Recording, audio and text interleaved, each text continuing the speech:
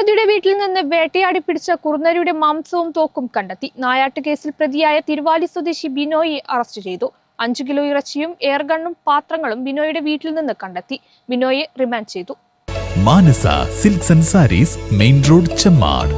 വന്യജീവി വേട്ട കേസിൽ കാപ്പ കേസ് പ്രതിയായ തിരുവാലി കൊടിയംകുന്നിൽ വീട്ടിൽ ബിനോയിയെയാണ് വനംവകുപ്പ് അറസ്റ്റ് ചെയ്തത്. കുറുനരിയെ വേട്ടയാടി പിടിച്ച കേസിലാണ് അറസ്റ്റ്. ബിനോയിയുടെ വീട്ടിൽ നിന്ന് വേട്ടയാടിയ കുറുനരിയുടെ ഇറച്ചിയും വേട്ടയാടാൻ ഉപയോഗിച്ച എയർഗണ്ണും പിടിച്ചെടുത്തു. വേവിച്ചതും പൊതികളിലാക്കിയതുമായ 5 കിലോ കുറുനരിയുടെ ഇറച്ചി, കുറുനരിയുടെ തല, ഒരു എയർഗൺ, ഇറച്ചി പാകം ചെയ്യാൻ ഉപയോഗിച്ച പാത്രങ്ങൾ എന്നിവയാണ് വനപാലകർ കണ്ടെടുത്തത്. നിലമ്പൂർ ഡിഎഫ്ഒക്ക് ലഭിച്ച രഹസ്യവിവരത്തെ തുടർന്നാണ് ബിനോയുടെ വീട്ടിൽ മിന്നൽ പരിശോധന നടത്തിയത്. മുൻ കാപ്പ കേസ് പ്രതി കൂടിയാണ് ബിനോയ്. എടവണ്ണ, മഞ്ചേരി പോലീസ് സ്റ്റേഷനുകളിലും മഞ്ചേരി, നിലമ്പൂർ എക്സൈസ് റേഞ്ചുകളിലുമായി ബിനോയ്ക്കെതിരെ ധാരാളം കേസുകളുണ്ട്. വന്യജീവിയെ വേട്ടയാടിയതിന് ഇയാൾക്കെതിരെ വനംവകുപ്പ് കേസെടുത്തു. ബിനോയിയെ മഞ്ചേരി കോടതിയിൽ ഹാജരാക്കി റിമാൻഡ് ചെയ്തു. വിശദമായ അന്വേഷണം ആരംഭിച്ചതായി ഡിഎഫ്ഒ ധനിക് ലാൽ അറിയിച്ചു. കേരള വിഷൻ, നിലമ്പൂർ.